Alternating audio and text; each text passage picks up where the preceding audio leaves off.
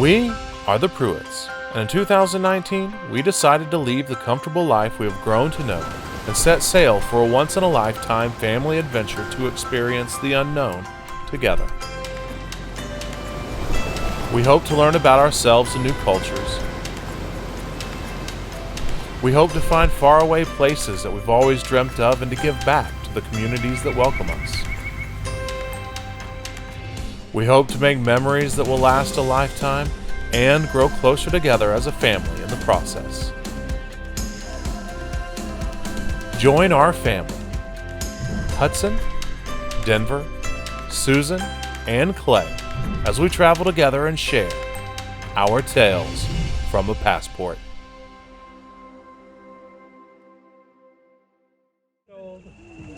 Really? One, two, three.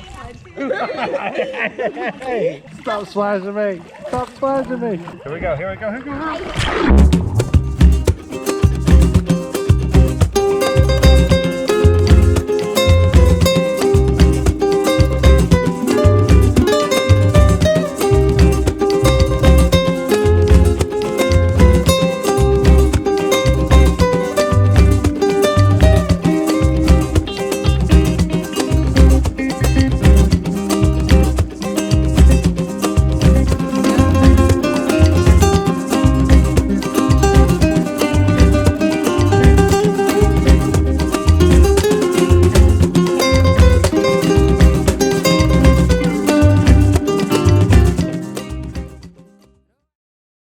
I guess let's start from the beginning. We are about, 4 hours west of Placencia. at a place called Blankeno. Now, Blankeno is owned by Francis Ford Coppola, and honestly, probably one of the coolest places I've ever stayed before in my life. The attention to detail, making you feel like you're literally a part of the rainforest. I just felt like this was probably one of the best places I've ever stayed in my life. I feel like Blankeno is one of those rare instances where not only is the lodge the experience, but the places and the things that you can see around the lodge are absolutely amazing.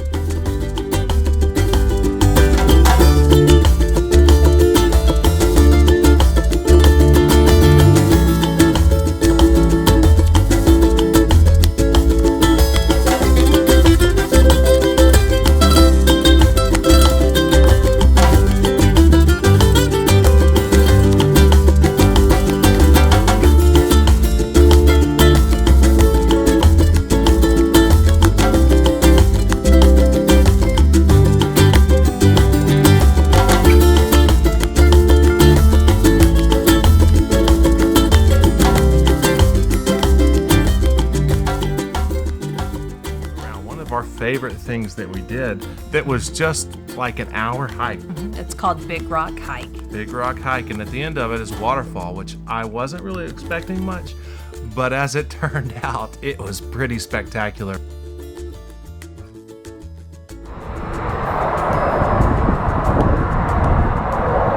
After about a 2-mile hike here in Belize, we finally made it to the waterfall. I would say the hike's definitely worth it. And it wasn't a long, hard hike. It was just warm, but the water's cool, the water's refreshing, it's clean, and as you can see, the view's spectacular.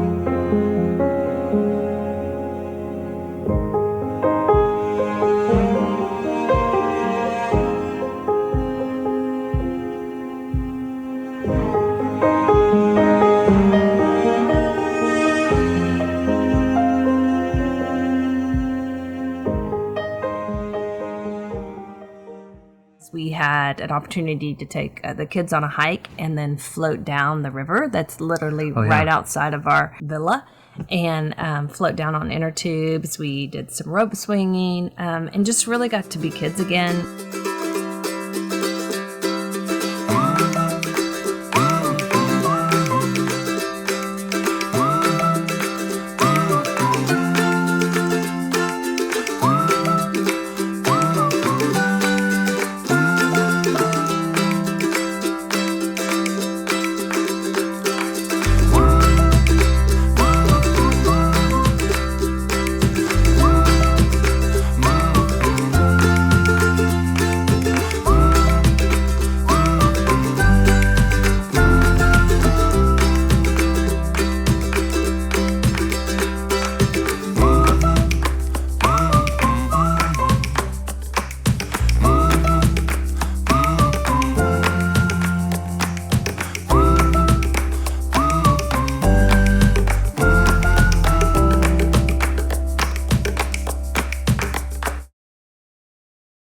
So on the way to Caraco, we ended up stopping at a cave called Rio Frio.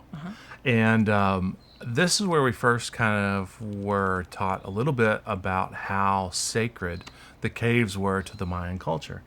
And only the priests were allowed to go in past the area where the light reached. Kind of an interesting story. At night, the sun would turn into a jaguar and walk into the cave where it had to battle its way through the 9 levels of the underworld, where it would come out the other side and turn into the sun and begin the next day. And I thought that was a really interesting just story that they shared. But that just kind of goes to show how important some of these caves, not some of, all of the caves were. I mean, later on we'll talk about some other caves that we went to where we actually found Mayan artifacts and Mayan remains. So it was just an eye-opening introduction to the Mayan culture, and then from there we traveled on to Caraco. Yeah. So you have different options of places that you can go that are relatively close to the Blankenau Lodge. And whenever I say relatively close, we're talking about an hour, hour and a half drive from the lodge itself. It's not an hour and a half because of the distance you have to travel. It's an hour and a half because of the roads that you're traveling. A lot of them are dirt roads. So the first thing we did was a Mayan ruin called Caraco. And this is probably one of the most spectacular Mayan ruins that are, at least in this area, and also one of the more off the beaten path ruins that you're able to visit. I think another thing that made it pretty spectacular is that we were walking in caves and we were climbing on ruins, and these are things that people have been walking in and climbing on since 1900 BC. I truly enjoyed learning about the Mayan culture and the people and why they believe the way they did and why the caves are considered sacred. These are all things I never knew and learned on this trip. But not only did our guides, I mean, they're so well versed in the history of the Mayan culture, so it was great to get that insight in the history of how the Mayans lived. And then you're actually on the temples. You're able to climb the temples. They're able to talk to you about the art that's on the temples, what it means, and just the Mayan people in general. I think that was probably one of my favorite things. And as a parent, having our kids there and having them be able to learn about the Mayan culture in a situation like this was ideal. One of the most important things as we travel is that I'm giving my children a hands-on adventure experience on their education and learning. And not only do I feel like they learned a lot on this trip being here, but I feel like we learned a lot Yeah, that totally. we never knew before. So if you have a chance, be sure to visit the Caracal. Caracal ruins.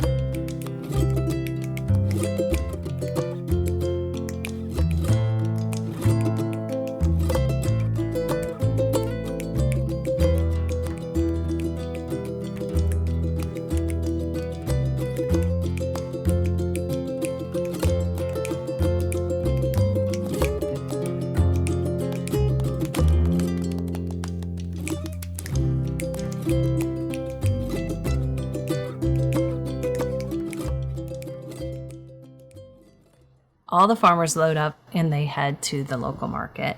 And that is where we went on Saturday morning just to have a hands-on experience about what the Belizean culture is like. We sampled foods, the local Belizean produce, coconut oil. We did all the street food. Our kids totally enjoyed the market as well. My son, it's just funny how they kind of get into wherever we are and whatever we're doing.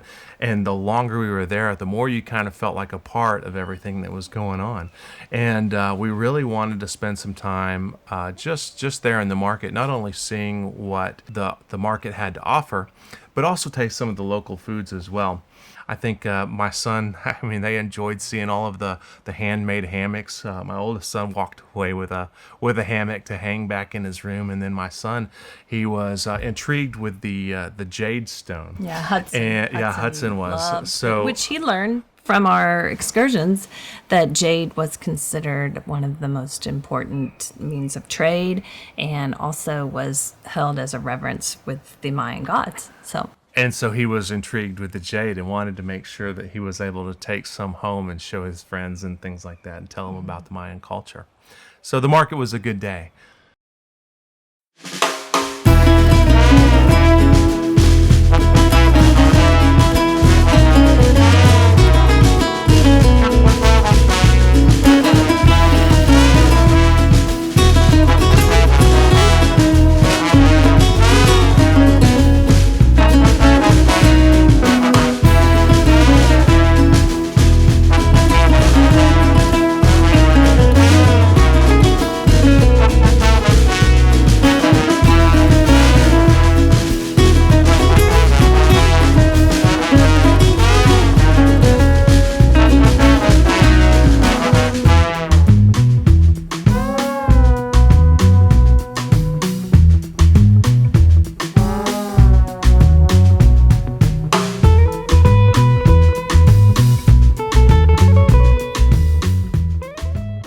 Another thing that we did that was pretty amazing is we actually went to a local chocolate factory, and we learned how the original Mayans and Belizeans created chocolate.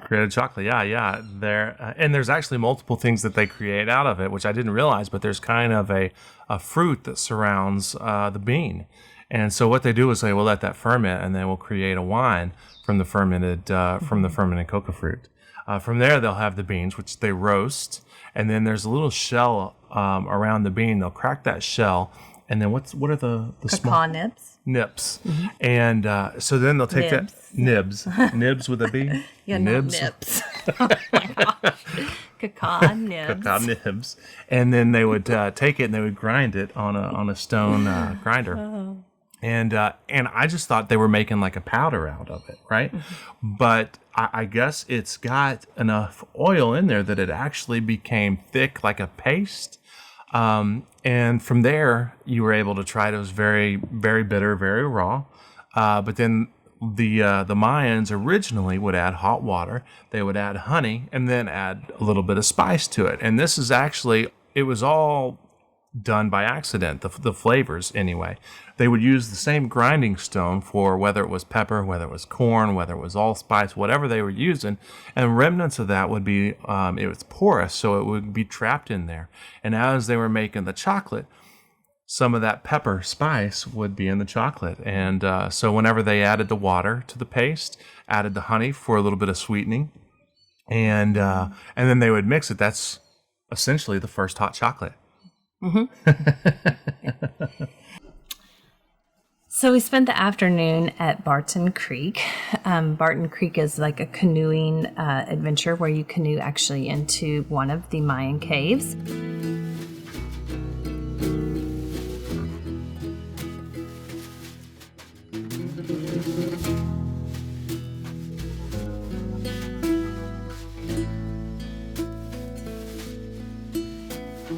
We had a whole kind of educational class on not only, again, the Mayan culture, but also the science of stalactites, stalagmites, and how the formations are made, and just how the cave was created. Again, it's adventure schooling for me because we are able to teach our children in an environment where they actually hands-on get to experience it and see it. So.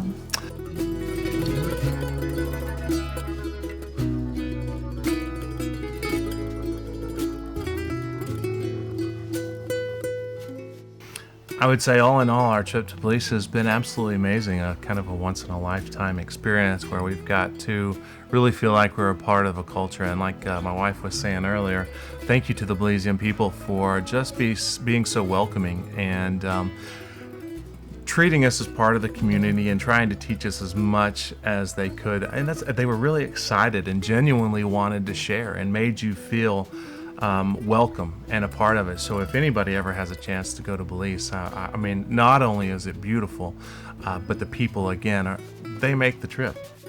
And also, so does Blankeno Lodge. If you ever get the opportunity to stay here, it is quite the experience and adventure.